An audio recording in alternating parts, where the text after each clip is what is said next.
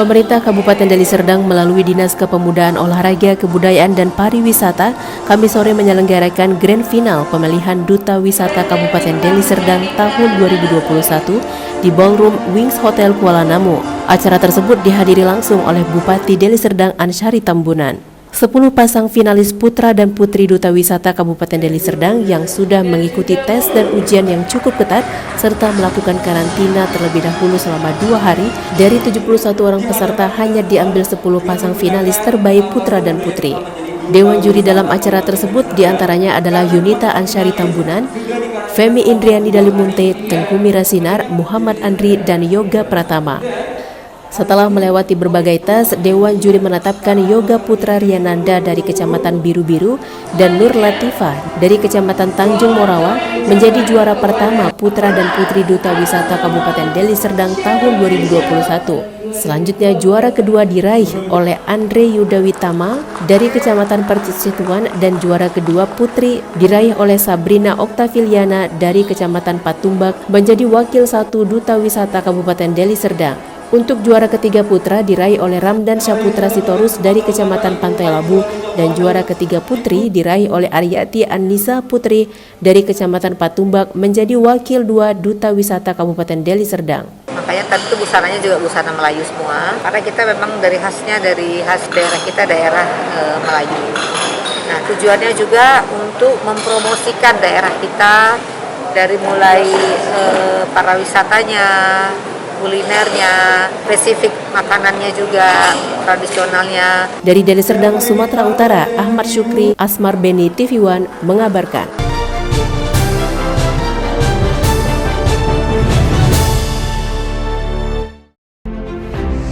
Pelaksanaan program Tentara Manunggal Membangun Desa atau TMMD yang ke-111 tahun 2021 terus dipacu. Program pembangunan jalan sepanjang 20 meter serta 2 jembatan penghubung 27 desa kini dalam pengerjaan. Inilah pelaksanaan pra-TMMD Tentara Manunggal Membangun Desa tahun 2021 yang dilaksanakan di Kecamatan Lalan, Kabupaten Musi Banyuasin, Sumatera Selatan. Program pembangunan jalan sepanjang 28 km ini dilaksanakan oleh anggota TNI Angkatan Darat dari Komando Distrik Militer atau Kodim 0401 Musi Banyuasin. Beberapa alat berat dikerahkan untuk memacu mempercepat pelaksanaan TMMD yang selesai nanti pada bulan Juli 2021.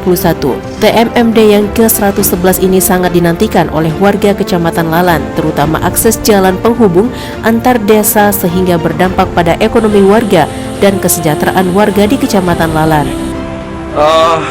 Program TMMD Tentara Manunggal Masuk Desa yang dilaksanakan Kodim 0401 MUBA ini merupakan program dari Komando Atas TMMD ke-111 tahun anggaran 2021. Ini merupakan kegiatan yang dilaksanakan oleh TNI sebagai bukti nyata pengabdian TNI kepada masyarakat dalam rangka membantu pembangunan nasional. Kami melaksanakan TMMD ini bersinergi dengan komponen bangsa yang lain, yaitu dari Pemda, dari pihak kepolisian, serta dari dinas-dinas terkait maupun juga dari organisasi masyarakat yang ada, termasuk juga mahasiswa dan pramuka. Selain membangun jalan serta jembatan, TMMD ke-111 ini juga bertujuan untuk membantu warga dalam membangun desa. Dari Musi Banyuasin, Sumatera Selatan, Puja Kusuma, TV One mengabarkan.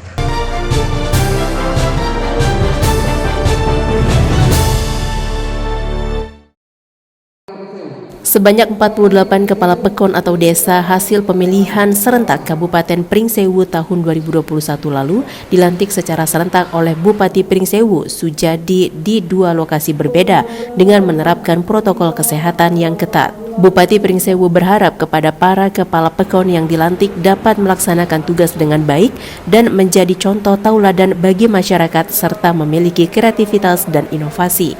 Untuk kepala pekon di Kecamatan Gading Rejo, Pringsewu, dan Banyumas dilaksanakan di Gor Bumi Jejama Secancanan, sedangkan untuk kepala pekon di Kecamatan Sukoharjo, Pagelaran Utara, Pagelaran Ambarawa, Pardasuka, dan Adilui digelar di GSD Pagelaran Kabupaten Pringsewu.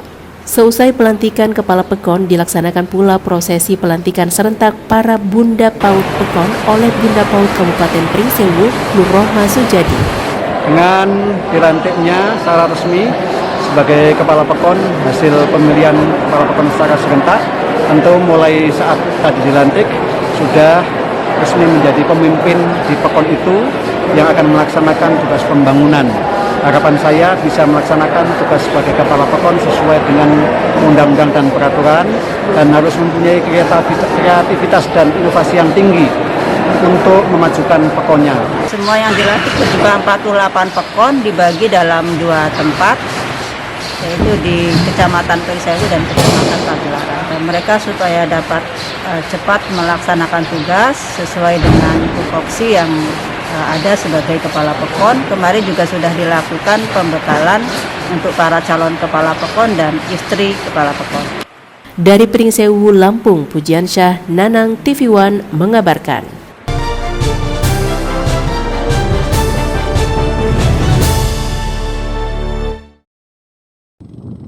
Pemerintah Bandar Lampung akan memperbaiki jembatan yang menghubungkan Pulau Pasaran dengan wilayah pesisir karena kerusakan infrastruktur jembatan tersebut sudah cukup parah. Tak hanya perbaikan, Pemkot juga akan membuat jembatan baru untuk menuju Pulau Pasaran yang akan dilalui oleh mobil. Kondisi jembatan yang hampir putus membuat warga di Pulau Pasaran cemas. Bahkan pada bagian tengah jembatan berlubang, retak-retak, dan beberapa pembatas jalan roboh akibat jembatan kerap terendam saat air laut pasang. Tak hanya diperbaiki, fisik jembatan juga akan ditinggikan serta dilebarkan. Bahkan Pemkot Bandar Lampung juga akan membuat jembatan baru untuk menuju Pulau Pasaran yang dapat dilalui oleh mobil. Dana yang dialokasikan untuk jembatan Pulau Pasaran sebesar 2 miliar rupiah. Jembatan Pulau Pasaran yang memiliki panjang sekitar 100 meter tersebut memiliki lebar sekitar 2 meter, sehingga hanya bisa dilewati pejalan kaki dan kendaraan roda 2. Jembatan tersebut merupakan satu-satunya akses transportasi bagi warga Pulau Pasaran yang juga merupakan salah satu daerah sentra pengolahan ikan di Bandar Lampung. Selain akses transportasi, jembatan tersebut juga merupakan satu-satunya jalur evakuasi jika terjadi bencana. Membantu kalau nggak tahun ini dibangun, kalau nggak salah, saya lupa lagi dengan ini. Saya kan bangun bisa mobil masuk. Sudah diagendakan itu Pak Wali untuk dibangun Pak Wali? Udah saya bilang sama PU. Ya bukan jembatan itu dibuat baru sebelahnya. Oh artinya nanti jadi 2 jalur Pak Wali? Iya emang 2 jalur nanti. Mobil bisa masuk. Mobil, ya, oh. Saya udah janji. Kira-kira kapan realisasinya Pak Wali? Ya nggak tahu PU. Ya. Sudah dianggarkan ya Pak? Udah dianggarin di PU. Berapa besar Pak? Nah nggak tahu saya tanya PU. Ya. Dari Bandar Lampung, Lampung, Pujiansyah, TV One mengabarkan.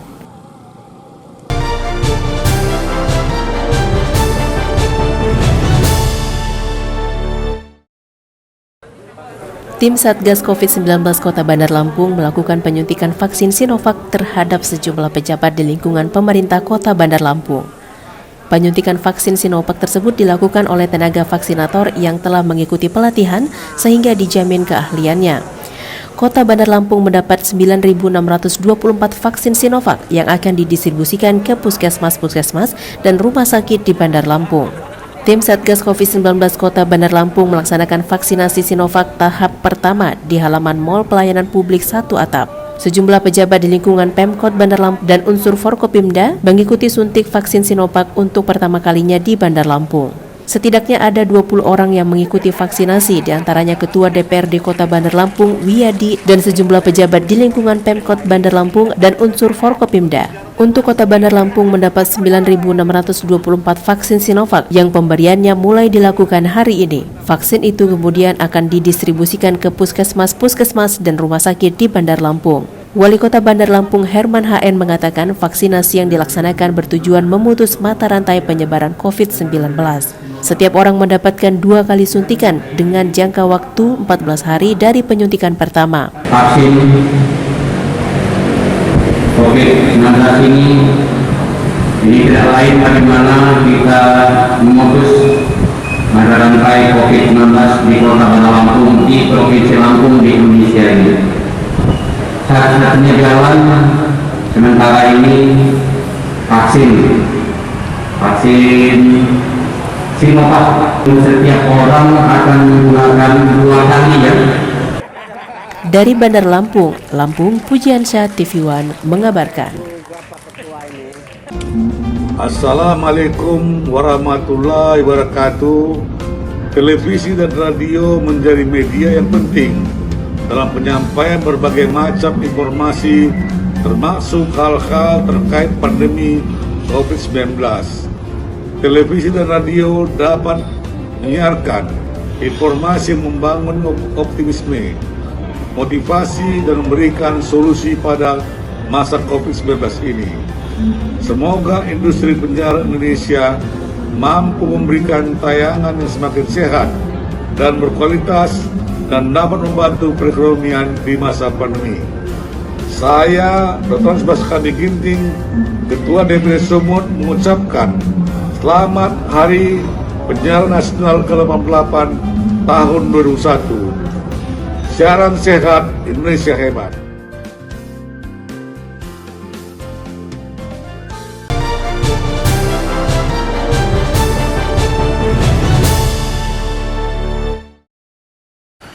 Kedatangan pasukan Kodim 0416 Bungo di Pondok Pesantren Al-Ikhlas Bungo disambut baik oleh pimpinan Ponpes dan santri yang berjumlah ratusan orang dalam program safari tahajud yang dilakukan setiap minggunya di Pondok Pesantren yang ada di Bungo.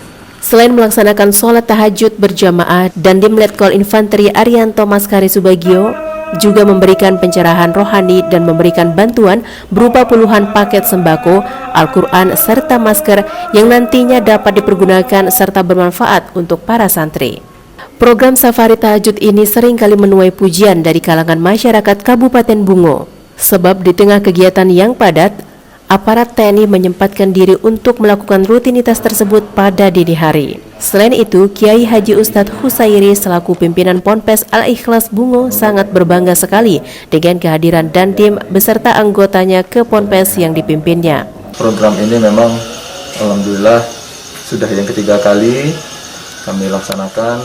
Intinya sebenarnya kami ingin selain beribadah, kami ingin berbagi dengan masyarakat, khususnya adik-adik yang berada di pondok pesantren wilayah Kabupaten Bungo ini, sehingga selain peran kami memang sebagai kewilayahan yang melaksanakan fungsi pembinaan kewilayahan, kami juga ingin bersilaturahim seperti apa yang dilakukan oleh Rasulullah. Jadi saya sangat setuju dan sangat mendukung. Makanya kalau bisa itu bukan hanya setiap seminggu sekali, tapi setiap malam. Insya Allah Bungo ini adalah luar biasa. Dari Kabupaten Bungo, Jambi, Arizal Antoni, Taufik Iskandar, TV One mengabarkan.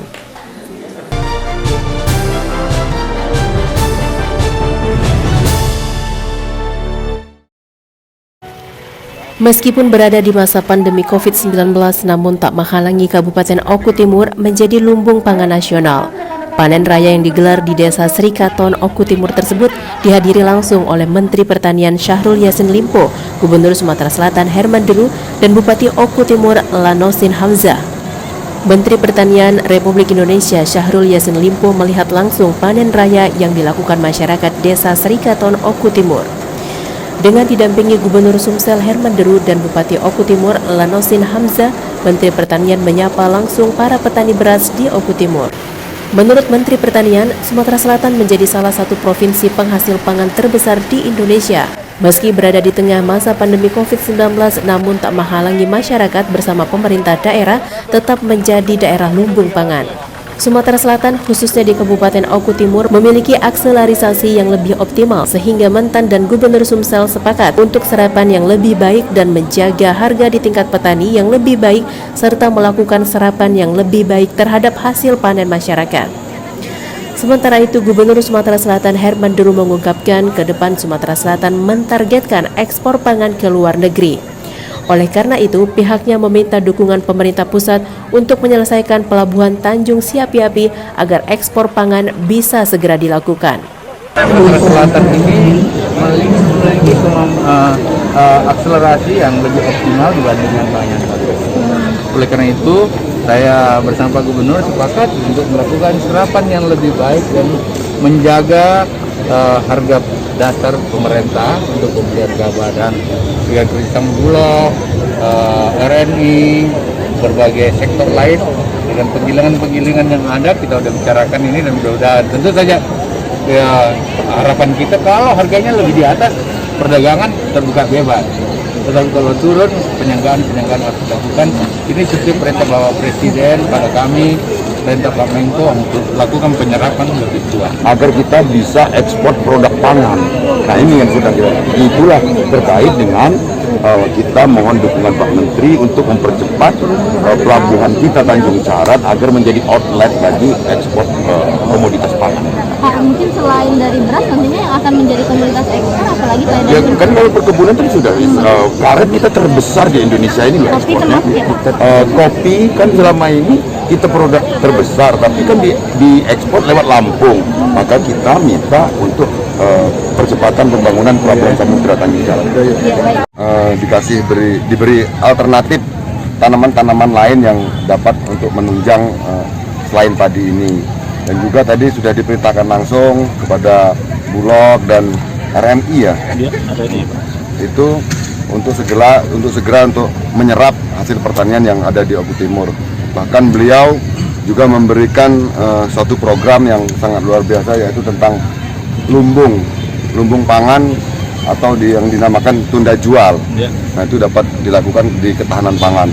Terima kasih atas semua yang telah diberikan oleh Bapak Menteri Pertanian dan Bapak Gubernur Provinsi Sumatera. Bupati Oku Timur Lanosin Hamzah bersyukur telah dikunjungi oleh Menteri Pertanian. Menurutnya ada beberapa poin penting yang disampaikan oleh Menteri Pertanian terkait dengan peningkatan harga gabah.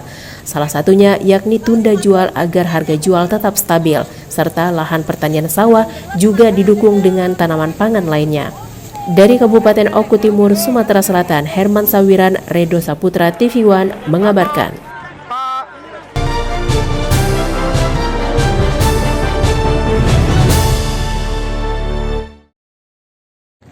Ratusan masyarakat mulai dari mahasiswa dan tokoh masyarakat Oku menggelar aksi damai di depan halaman gedung DPRD Oku. Masa mendesak gubernur dan Mendagri untuk segera menunjuk pejabat Bupati Oku secara transparan dan terbebas dari KKN. Ratusan massa di Kabupaten Oku pada Senin pagi menggelar aksi damai di depan gedung DPRD Oku. Massa meminta Gubernur Herman Deru dan Menteri Dalam Negeri untuk segera menunjuk pejabat Bupati Oku yang berasal dari putra daerah. Massa menilai jika dibiarkan berlarut maka akan mengganggu pembangunan di Oku saat ini. Menurut kami karena kewenangan penunjukan PJ ini ada di yang pemilihnya adalah gubernur untuk diajukan kepada kementerian yang menetapkan kementerian, makanya apa yang disampaikan oleh rekan-rekan dari elemen masyarakat tadi kami menerima dengan baik, dan tentunya apa yang disampaikan tadi substansinya nanti akan disampaikan kepada pemerintahan di provinsi. Ya kalau kita lihat ini kan yang namanya pengangkatan PJ itu adalah hak daripada gubernur dan Mendagri, dan mereka sendiri pasti memberikan yang terbaik buat Oku. Mereka teriak yang demo kemarin ada nepotisme segala macam. Apakah mereka sudah tahu siapa yang akan jadi PJ di Oku? Dan apakah itu keluarga dari gubernur? Nepotismenya kan, karena ini berhubungan langsung sama gubernur ketika penetapan. Nah ini yang kita sayangkan terjadinya demo kemarin. Harusnya mereka harus pelajari dulu terlebih dahulu. Massa kemudian langsung membubarkan diri setelah anggota DPRD Oku bersedia menandatangani pernyataan sikap. Salah satunya meminta gubernur segera menunjuk PJ Bupati Oku yang berasal dari putra daerah. Dari Kabupaten Oku, Sumatera Selatan, Herman Sawiran, Bagus Mihargo, TV One mengabarkan.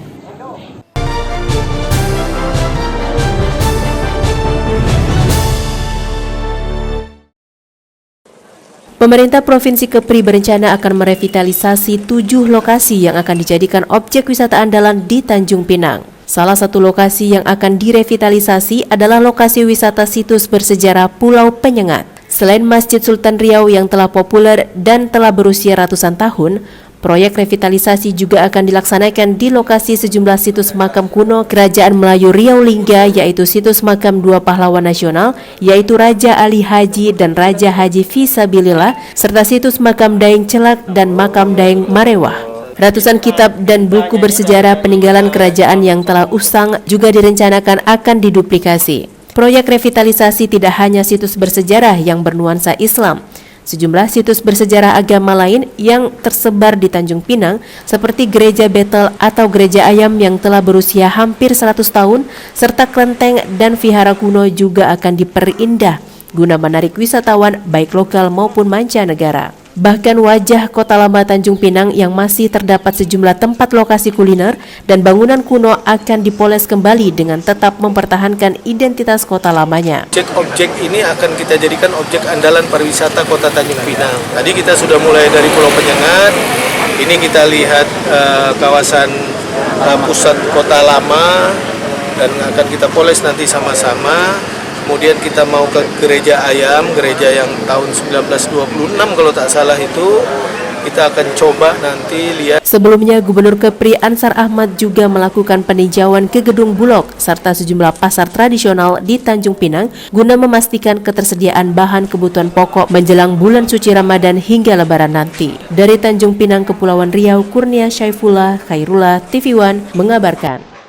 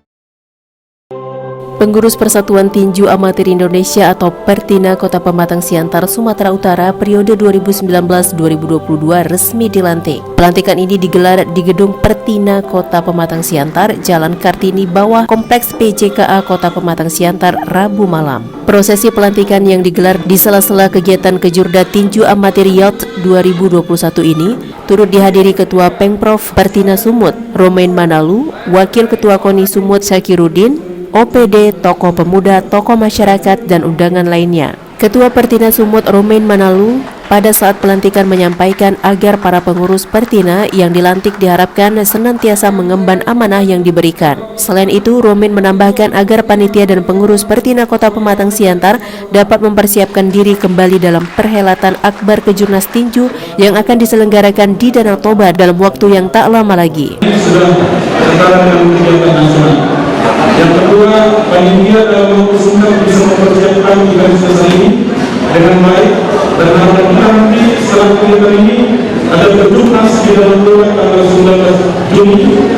Awal dari kebangkitan kita Pertina Pematang Siantar, saya mohon dukungan dari semua stakeholder baik wali kota maupun dari tokoh masyarakat, tokoh agama, dan terutama insan pers.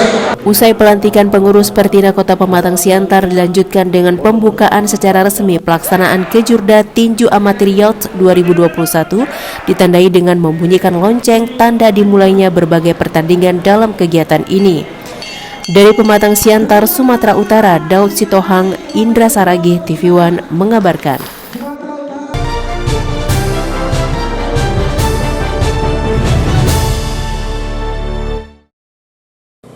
Banyaknya masalah yang dialami oleh masyarakat Indonesia di bidang pertanahan yang dilakukan oleh mafia lahan menyebabkan terbentuknya wadah untuk membantu masyarakat yang tersandung kasus lahan. Hingga kini kasus perolehan hak atas tanah masih terus menimbulkan masalah, terutama warga yang telah memiliki lahan maupun yang akan membeli lahan khususnya di Batam. Tidak sedikit warga di Indonesia selalu mengadu dan bahkan ke ranah hukum demi hak memperoleh tanah. Meluasnya aksi perampasan tanah oleh mafia yang terstruktur, sistematis dan masif, saat ini telah terbentuk lembaga masyarakat bernama Forum Korban Mafia Tanah Indonesia atau FKMTI. Dalam pertemuan antara pengurus FKMTI dan warga korban mafia lahan yang dikemas dalam acara diskusi Indonesia Darurat Agraria, terungkap sejumlah masalah lahan di Kota Batam. Salah satunya dari warga Punggun menyampaikan dalam forum telah menerima sertifikat tanah namun berstatus terutang. Hingga kini kasus tersebut masih belum jelas. Kita bicara tentang result oriented. Orientasi saya adalah hasil. Hasilnya apa? Terbentuklah pengadilan yang melaksanakan darurat agraria, ini saya sebut pengadilan agraria, pengadilan ad hoc. Itu yang paling penting. Dan semua bicara semua mafia tanah segala macam itu pintu masuk. Tetapi kalau tidak ada pengadilan itu, jangan bicara omong kosong, tolong rakyat Indonesia. Pertama kami bentuk itu di KMP karena banyak yang terjadi bermasalah, khususnya di Batam. Hanya itu yang bisa bahwa FKMT ini tujuannya adalah mendukung data-data yang ada segera dimasukkan ke website kami, dan kami akan mengolah data tersebut dan mendukung supaya masyarakat itu bisa paham kelengkapan yang ada pada mereka. Dari Batam, Kepulauan Riau, Alboin TV One mengabarkan.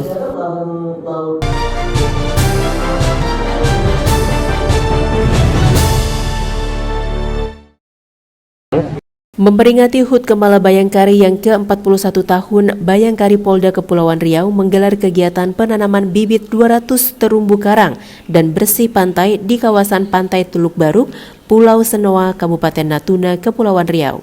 Dengan menerjunkan tim penyelam dari Direktorat Polisi Air Polda Kepulauan Riau, sebanyak 200 bibit terumbu karang dilakukan penanaman di kawasan perairan Pulau Senoa, Kabupaten Natuna, Kepulauan Riau. Penanaman ratusan bibit terumbu karang ini merupakan bentuk peduli terhadap kelestarian laut, terutama di kawasan Pulau Senoa, Kabupaten Natuna. Nantinya pulau tersebut akan dilakukan transplantasi untuk diperuntukkan terumbu karang. Selain itu, rombongan juga memberi bantuan sosial bagi para nelayan serta masyarakat yang ada di pesisir pantai maupun di pulau. Ketua Bayangkari Polda Kepri, Sinca Aris Budiman mengatakan dengan kegiatan ini ia berharap dan menghimbau kepada masyarakat khususnya di pesisir pantai untuk menjaga kelestarian laut dan keindahan tepi pantai. Kalau menurut saya ya secara masih tradisional sudah bagus. Belum ada tercemar Bu ya, masih alami Bu ya. Masih alami.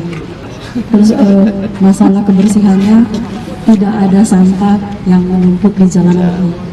Masih sangat bagus. Saya berharap hal ini bisa tetap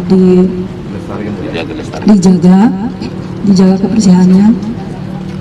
Artinya kesadaran masyarakat Natuna untuk menjaga lingkungan alam itu sudah sangat bagus. Di jalanan dari awal kami datang saya perhatikan yang saya bilang tadi tidak ada sampah di jalanan, berarti tingkat kesadaran daripada masyarakat itu sangat bagus, sangat tinggi. Terima kasih. Dari Batam, Kepulauan Riau, Alboin TV One mengabarkan.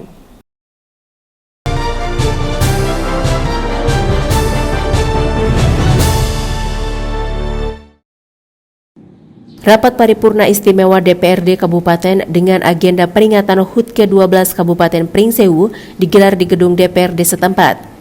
Rapat paripurna dengan standar protokol kesehatan tersebut mengangkat tema mewujudkan Pringsewu tangguh, sehat, dan produktif di era adaptasi kebiasaan baru agar tidak menjadikan pandemi sebagai alasan untuk berhenti berkarya dan berinovasi.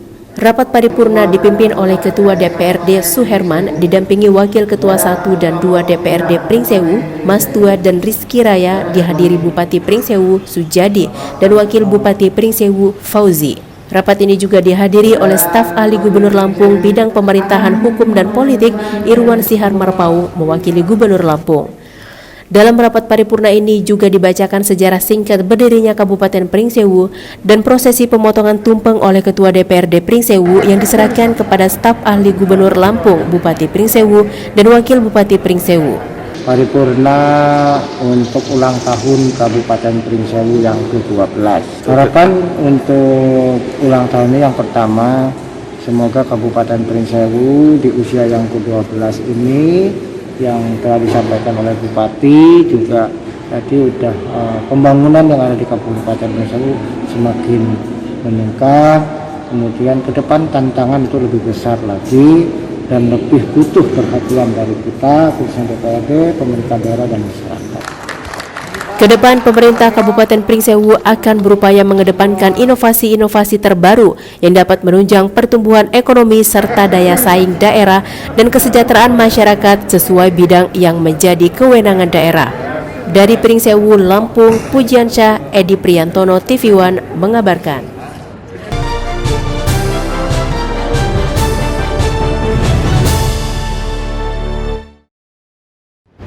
Puluhan petugas Kejaksaan Negeri Belawan yang melakukan kegiatan pencanangan fakta integritas berlangsung melalui Zoom meeting di Aula Kantor Kejaksaan Negeri Belawan di kawasan Jalan Pelabuhan Raya, Kecamatan Medan Belawan, Sumatera Utara. Kegiatan Zoom meeting diikuti seluruh jajaran kejaksaan di lingkungan Kejaksaan Tinggi Sumatera Utara, dilakukan penandatanganan fakta integritas oleh petugas Kejaksaan Negeri Belawan.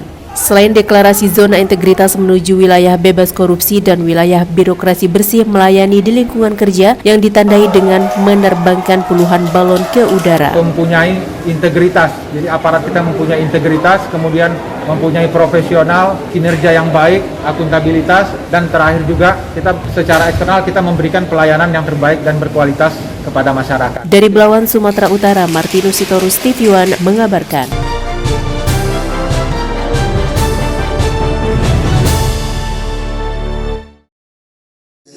Pemerintah dalam hal ini berupaya untuk membantu meningkatkan perekonomian masyarakat dikarenakan baru-baru ini dengan pandemi COVID-19 serta pasca virus penyakit African Swine Fever serang hewan berkaki empat. Ketua Yayasan Yesa 56 Bornok Simanjuntak mengadakan sosialisasi bagi peternak hewan berkaki empat di Jalan Sekolah Desa Purwodadi, Gedung Gereja Pantai Kosta di Indonesia, Sunggal, Deli Serdang, Sabtu lalu. Melalui kegiatan ini diharapkan pemerintah memberikan perhatian khusus atas kasus adanya virus tersebut. Jadi kita tidak ingin ada perpecahan-perpecahan di dalam kelompok, itu tidak inginkan. Yang penting kelompok buat dan sepakat dulu. Kalau juga memperseorangan, pastikan usaha itu memang selama ini berjalan dengan baik. Dari Medan, Sumatera Utara, Martinus Sitorus, TV One mengabarkan.